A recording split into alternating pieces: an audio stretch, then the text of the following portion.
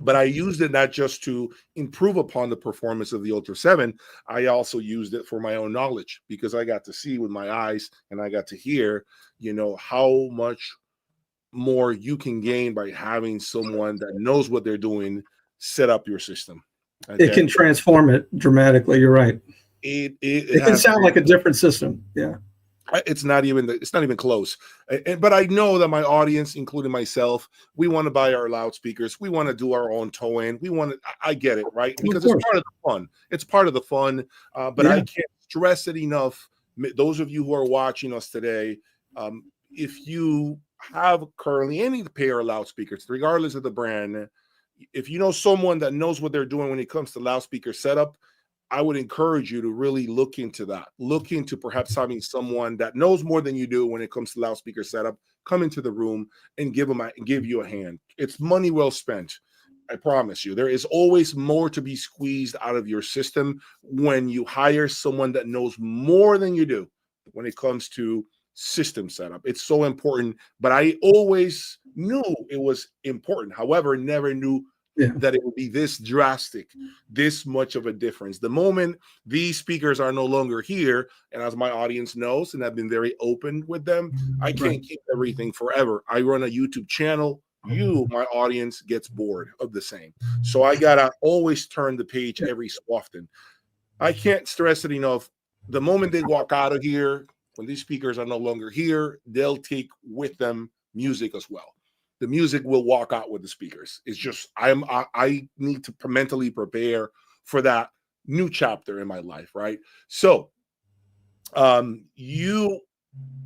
think I had a brief discussion a few days ago with someone else who talked about the customer service experience about Von Schweikert loudspeakers. So besides that, and I want to make sure I look at my notes as well, I want you to talk about the customer satisfaction with Von Schweikert, keeping a tight dealer network. You don't have a lot of dealers in the country. Yes. If you can tell us one of the reasons why that is, as well as the need to not have to release new models every 3 to 5 years, as many other loudspeaker brands do. Talk a little bit about that, Damon. Okay. Well, if for those that watched the interview we did during the setup time, the live stream you and I did, my partner Gary Lees was with us, and I think he did a great job of kind of explaining. I can go into all the technical stuff and our philosophies and how we do loudspeaker design, but I think Gary did an amazing job of explaining the intentional differentiation we have in our business model for Von Schweikert Audio. He'll say that we're not trying to be the biggest loudspeaker designer, but we do want to strive to be the best. And part of that, obviously, is loudspeaker design. It's how we approach and manufacture, fit and finish, bespoke, automotive finishes, all that kind of stuff. But what's really important to us is satisfaction, right?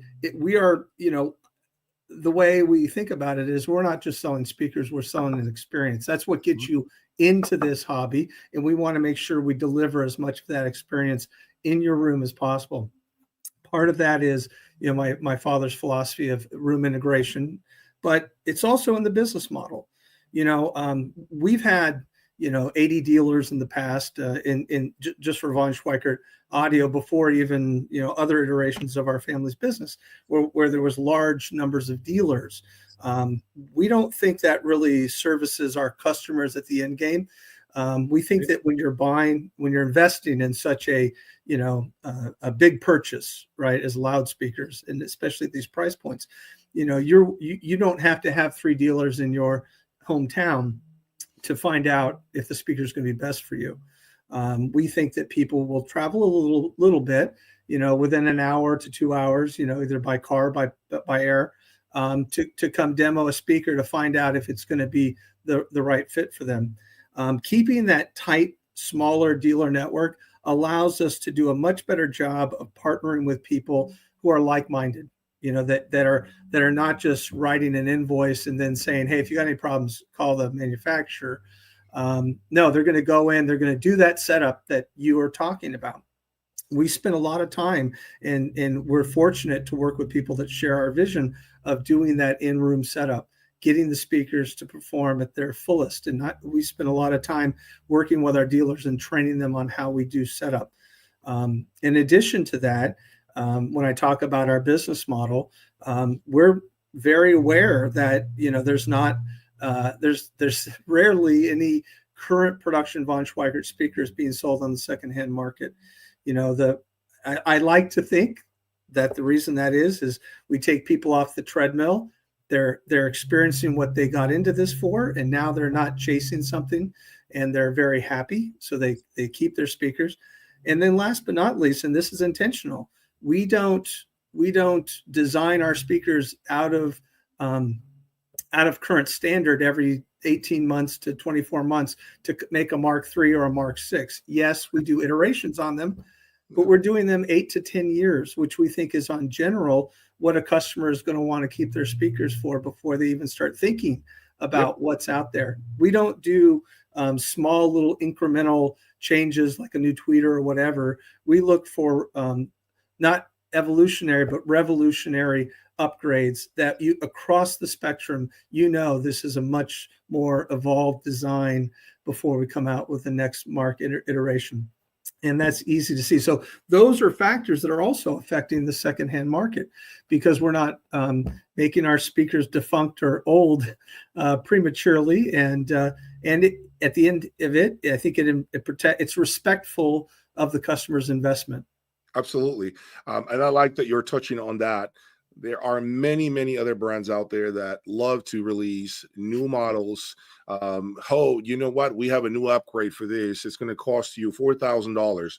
We have a new batch of capacitors. We have a new driver that we developed. And I'm going to be very honest with you, my audience watching me, folks, a lot of it is just repackaged components. A lot of it is just a repackaged product. And you're being told it's a completely new design, but yet you look at it and it looks identical. Like it's the same identical shape, the same identical look. It's the same size, the same dimensions, which happen to be, by the way, and I'll say it, one of the biggest problems I had with the AIDA Sonos Faber speakers. The AIDA 1 is identical to the AIDA 2, identical looking speaker, right? Yes, of course, the AIDA 2 weighs, I think it's like 200 pounds more. So they have a bigger magnet structure on the drivers. There's a lot more internal bracing that happen. I get it.